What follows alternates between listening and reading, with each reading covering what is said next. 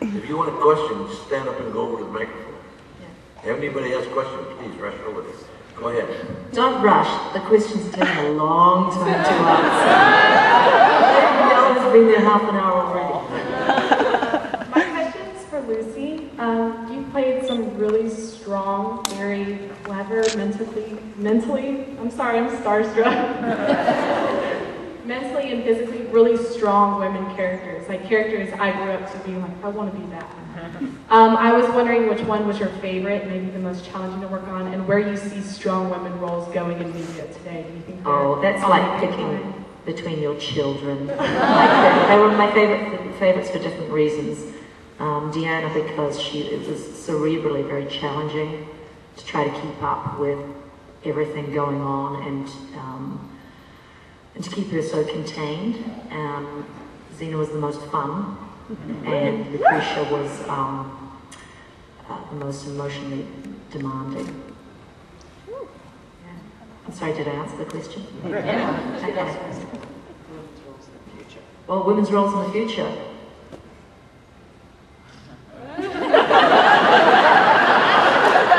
Well, I hope there's going to be a lot of them, especially for older women. It is changing, actually. There's a lot more older women. I hope you find this comforting for the far future. I do, actually, yeah. I see a lot of older actresses with very strong, engaging, sexy, demanding roles. And the way that they always wrote Xena, that I don't know about on Battlestar, well, yes, Battlestar as well. If you look at Kandyse's role in particular, you write for a woman hero as you write for a man, right. And that's the mistake that some writers might make in trying to make a strong woman. That you just write it like a man. Sadly, that's the X factor. I don't know what the future brings, but I think sci-fi is, the future's here, isn't it?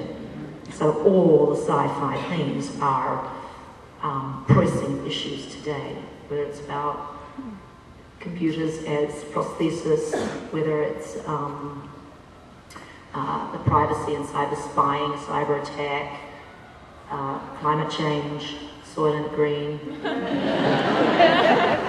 The future is here. So, yeah. I think there are a lot more female writers as well, and it's a greater understanding of, exactly as Lucy said, that strength in a woman, it does not equate to being like a man, but there's more feminine strength being written, strength in terms of understanding relationships, strength in terms of knowing when to be compassionate, understanding whole systems instead of being very forward. Sorry guys, you had it for 5,000 years, you had it for 5,000 years, we're gonna take over.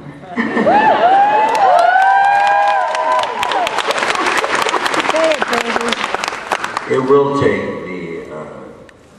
the female to write for the female, though. Yeah. There's no two ways around it. The writers, the producers, the directors have to become stronger in the respects of the art form, and they already are, and that's what's changing everything.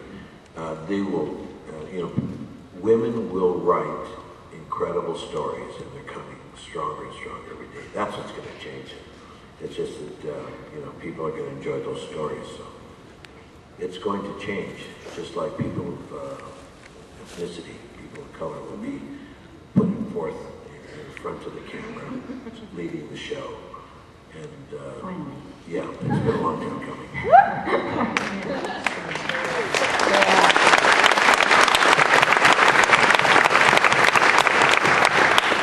Okay, we have a special request from one of the staffers on one of the tracks, and I'm going to turn it over to April. I'm a big fan of everybody. This one is addressed to Miss Lawless. In 1998, I had a massive heart attack and died. I was brought back. The doctor said I shouldn't have survived, that I was a fighter. I said, no, I'm a warrior.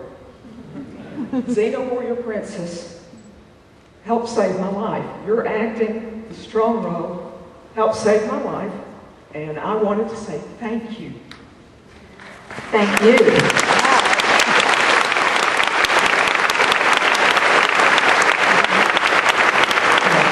I've got a short little note here, if somebody can give it to you, that tells a little bit more, but from the bottom of my broken, stinted heart, thank you for everything you do and all the strength that you've given me. Wow, I think you took strength, lady.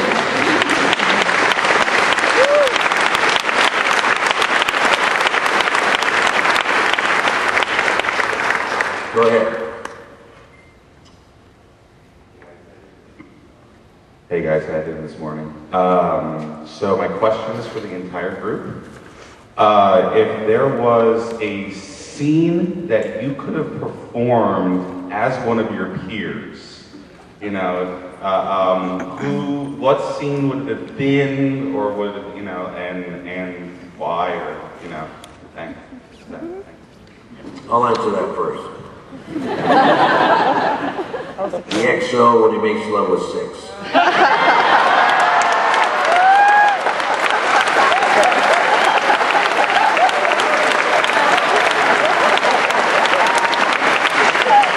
When Hogan saw that script, I think he cried. I can't tell you, he was the happiest camper in Vancouver. I'm not kidding you, man. That guy was nirvana. The whole show changed for him. He hated being a Cylon. He really did. I've never seen anybody, you know, the chief went through a little bit of a change, but not much. He drank a little less. But, you know, but I will say that the XL could not grasp it. Went into his trailer and went nuts.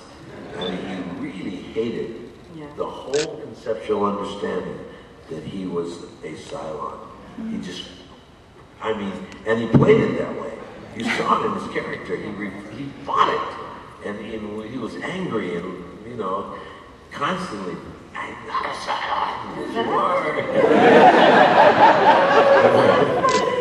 And it was really pathetic until he loved he was a real Cylon. So yeah, that's who I'd like to play. This might sound a bit controversial, I think, but the first thing that came to mind was Baltar. Baltar seemed to have a lot of fun. And not just with 6. Not with Lucy. Didn't you have a harem? Yeah.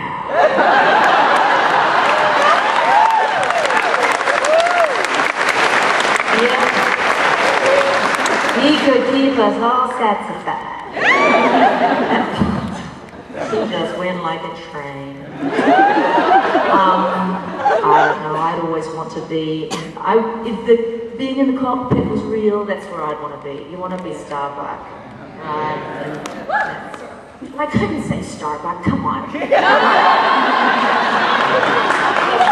Right? Question. Hi, thank you all for being here. I just discovered the show a few weeks ago and I flew through it. It was incredible. Thank you so much. One of the things that I really appreciate about it is that these characters are facing a very real external threat to their survival, both humans and Cylons alike. And because of that fact, it makes it that much harder for them to deal with their own personal demons. So what I was wondering was, for each of you, did you find any personal conflicts for your character particularly rewarding as an actor?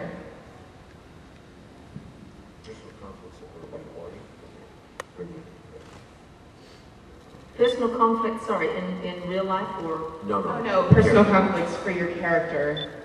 Any of their relationships or their history, any... Oh, I've often talked about mine because I came on the set and there had been some rumor that I was getting crazy money and blah, blah, blah. I don't know, you guys weren't part of this. But I had heard about it and I certainly wasn't getting crazy money. Or I wasn't a threat. I knew I was just coming in for a few episodes. I wasn't replacing anybody or anything. And I sort of found it kind of amusing and decided to razz them a little bit. And, I'm a terrible razzer. So And then eventually I decided it's not a good idea to razz nervous people because then they just really hate you. And you kind of deserve it. But we got through it, and in fact Aaron Douglas became a good friend. He does that though. He sort of starts out grumpy and then He he's starts like out the so best guy grumpy. ever. He called me tough girl, and so I was like, oh, I'm not trying to be tough. But anyway, we went out to concerts and all sorts of things, so it was all cool after a while, yeah. I think personally, the first time that Duella got to sort of speak her mind, you know, me as the actor, I was coming onto the show, I was there for the meet. My audition was 10 lines to camera. I wasn't speaking to anybody, and it was all red leader coming alongside Karen 9432. Like, I didn't even know what I was saying. You know what I mean? I put on a shirt with like, I was like, yeah, this looks like the military. I did my audition, I was out in 10 minutes, and then I got in my car and drove to LA to go get a real job. And I did the mini-series, and I didn't know if I was going to be there much longer, but sort of each script came along, and Duella got to do a little bit more, and you saw a little bit more of her. But the first time that I actually got to speak my mind, and I did it by confronting Adama and calling him on the fact that he had said he was going to do something, and he better fracking do it. Me as an actor, as a young actor, going, oh, they see that, they think that I'm capable of this, that I can do more than I thought I could do. And I grew a little, and I had those moments continually throughout the series, because I didn't know what was going to happen, but every time they would give me another little nugget, a little challenge, a little something that I had to rise to. It was incredibly rewarding, scary, but incredibly rewarding both personally and professionally. That's right, you really saw Duella grow, and as you say, you too, I guess. It was extraordinary how this evolved, and this is a little bit off of what you were asking, but I have to comment that Duella, Gaeta, and Tama, okay, Hilo, were three characters that arose because of the craftsmanship and the artistry of the actor. They weren't at all, I mean, Hilo was supposed to stay on the planet down there by himself, and that was it. The final shot was him, warding off as Boomer took off and left with Baltar. And, he gave up his seat for Baltar. And then he's standing down there. And that heroic shot of him standing there at the very end of the episode became a signature. And all of a sudden they go, look, we got to go back and see what that guy's doing. So that storyline became unwoven and became part of this whole thing that happened between the two of them. It was amazing how they did that. With Duella, it became unbelievable, the trajectory that her character took. Because you got to remember, she started off, like she says, nothing more than a person who was capable of handling those lines. Gaeta and her had the lines that everybody would say, what are they doing? What are they saying? I don't know, but they're going to say it again. Anybody in the Navy would understand what we were saying. Kind of, yeah. And then, but they created such an extraordinary presence.